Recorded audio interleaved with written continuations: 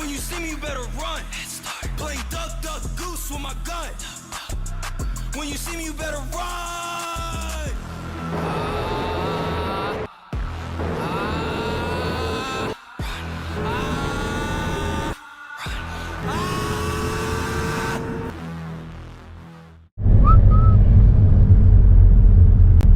What is up, guys? It's day 2 after coming from Ooty, and my cruise is still running without any issues. And guess what? The check engine light is no more. Yo.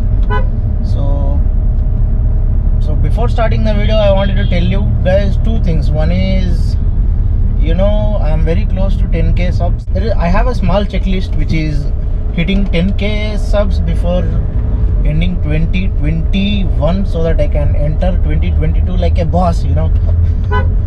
That's kind of a small checklist for me. So, and also I've seen that 85% of viewers who are watching this video, also including this video, have not subscribed. Like, if I'm getting 10,000 views per video, 8,500 people have not subscribed my channel yet. So I don't want all of you to subscribe, just 600 of you. I think 600 more to go, or 700 more to go. Anyways, and the point number 2 is, I wanted to tell you about the limp mode. So limp mode is a security feature in cars which activates when the engine or transmission control unit picks up a fault.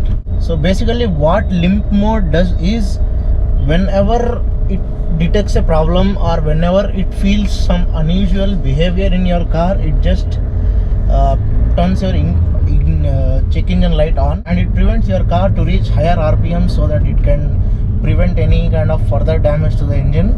So in some cars, limp mode turns off the AC, turns off everything, just keeps the engine on so that you can reach to your nearest mechanic. So I don't know what actually happened, but it went into limp mode, which means the RPMs were not going above 2000, and the half of the power has cut down from the car. I usually do not press accelerator when I'm moving the car in first gear. I just leave the clutch. When the car moves, I then press the accelerator, so then I can prevent burning the clutch, and it also improves the mileage. Not about that, but I am very used to this kind of driving. So whenever I leave the clutch without pressing the accelerator trying to move the car, it was stalling, man. I got really scared. I was like, what the hell, bro? I'm like 8 hours away from my home. Below 2000 RPM in 5th gear, car was running at 120 km/h. What else you need? So I turned my cruise control on, and I simply came. Twice I guess I started my car on the way. So I finally came back to home, parked the car for 2 days, and after that I got up and I was like, okay, chalo, it's time to go to mechanic. There is a guy in my town who is a really old mechanic, who is working on these kind of cars since like 10-15 years. So I took my car to that guy, explained him the problem, that RPMs are not going below 2000 and all. And then I also told him that my radio buttons are not working, and also the instrument cluster,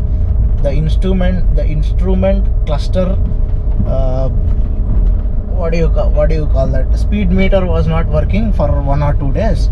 But then it got fixed by itself. I told him all those problems, and then he was like, oh, I think it's a rat bite, let's check for the broken wires first. So he opened the bonnet, he kept his hand inside, he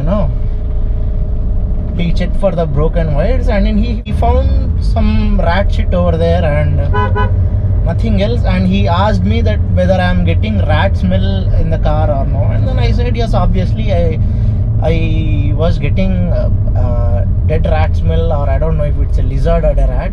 I didn't find any rat though, but I got rat smell for like half an hour continuously, and then it went off. I don't know from where it came, maybe from the AC or something. He opened the bonnet, he checked, he was like, no need to worry, the car is in brand new condition. This is the first time I'm seeing a cruise in this neat condition. And then I was like flying at that point, and he asked me to turn on the car. I sat inside the car, I turned it on, and guess what? I see no check engine light. I was like, what the hell is happening? I called the mechanic, bro, I see no check light over here, what's wrong with the car? And then I went into shock for a second. Is it really healing itself like the Tarzan?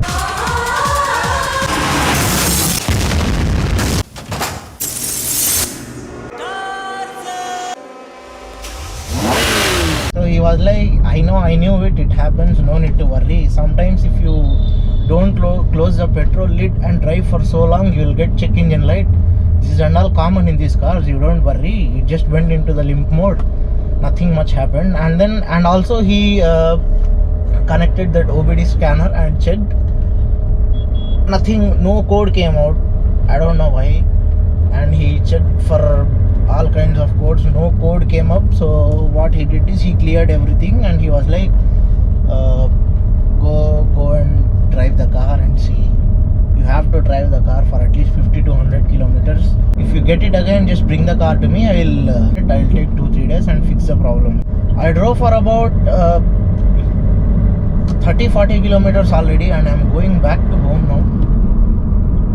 Well, let's see if I get the check engine light again. And also I have to go to Vizag tomorrow. By the time you are watching this video, I will already be coming back to my home from Vizag. If you are following me on Instagram, then you know that you know that where I am right now. I also did pulls, man. I did some wheel spins. I took my car above 4000 RPM. I redlined my car. Nothing much happened. Everything is going smooth. You know, I'm currently going at 70 km/h on highway. So one important tip, go to a experienced mechanic, especially if you own a car like this, like Chevy, Skoda, Volkswagen. Just go to your trusted mechanic, man. Because last time I took my car to a very, very big garage. They lifted my car up, they checked the whole suspension and all. And those stupid fellows don't know where the AC filter of the car is. They changed the engine oil and all. They were like, only 4 liters are enough for this car, sir. Why are you bringing 5-6 liters? I told him, bro, it's a 2-liter engine, 2000cc, like that. All kids were there, man. They don't know where the hell AC filter of this car is.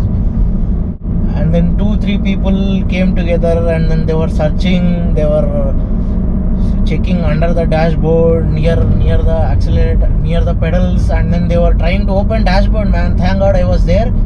And then I opened a YouTube video. I showed them that this is how you change the AC filter, and then they changed it. They were almost ready to open my dashboard, open the whole damn dashboard to just change the AC filter.